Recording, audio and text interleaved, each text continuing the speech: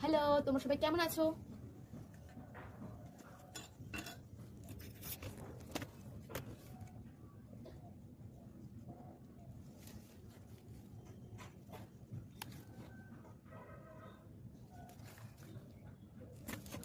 এমন ভাবে কি তোমাদেরও গাছের ফুল ঝরে যাচ্ছে? কিন্তু দেখো, এখানে কিন্তু মাটি কিন্তু ভালোই ময়েশ্চার আছে। কেন সবকটা কুড়ি ঝরে গেছে?